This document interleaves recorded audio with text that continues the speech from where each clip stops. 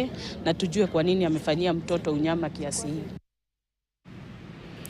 Na kesi inayomkumba aliyekuwa afisa wa polisi katika kituo cha polisi cha Kambu katika kaunti ya Makueni, Cyrus Nyakundi, ya kuua mtoto Alex Mutunga mwenye mwaka 1.5 bila ya kukusudia iliendelea kusikilizwa katika mahakama kuu ya Makueni.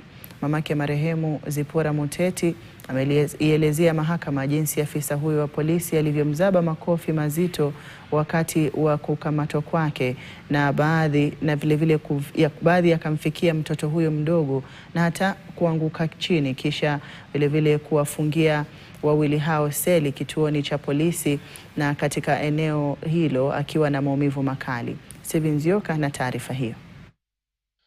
Katika mahakama kuu ya Makueni, kesi hii inayohusiana na kukamatwa kwa Zipora Muteti pamoja na mwanawe Alex Mutunga wa mwaka 1.5 mjini Kambu na maafisa wawili wa polisi, kisha mtoto huyo akafariki kutokana na madai ya dhuluma mikononi mwa polisi, iliendelea mbele ya hakimu Peter Gesora. Askari anaweza kuja kwa duka yako asikuambie mtu anakudai ama asikuambie sababu gani anatakikana police station.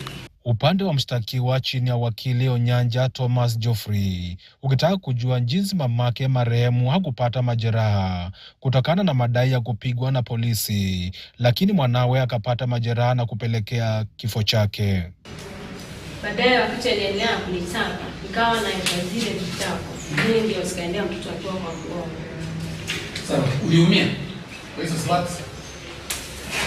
Hizo slaps mimi. Uliumia au kuumia? Sikuumia.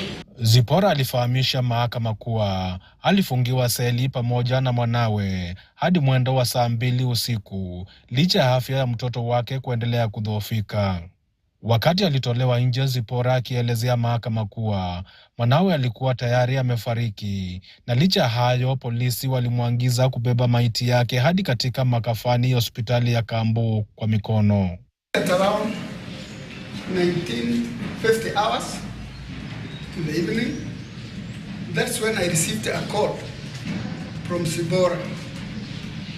Zipora was telling me she had been locked at Kambu police post with our child in cells, and she was not feeling well herself, and even the child was not well.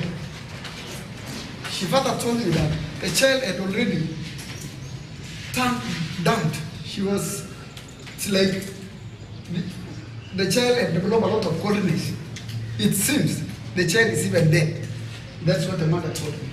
Upande wa mshtakiwa ukiibua madai kuwa huenda kulikuwa na uhusiano mbaya kati ya Zipora na wanawe na vile uhasama kati yake na polisi. Anajua information iko kwa DCI plani ya kwamba alikuwa anatakusa hiyo marehemu mtoto. Between February and April 2024.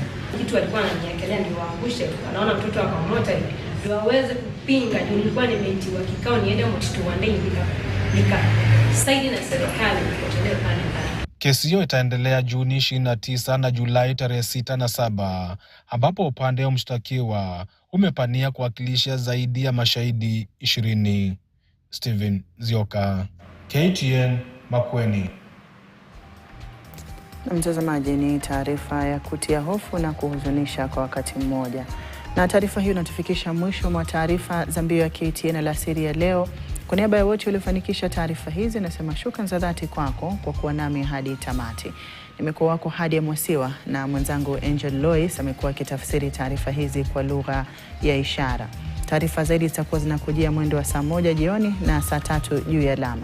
Hadi wakati mwingine inshallah, kwaheri.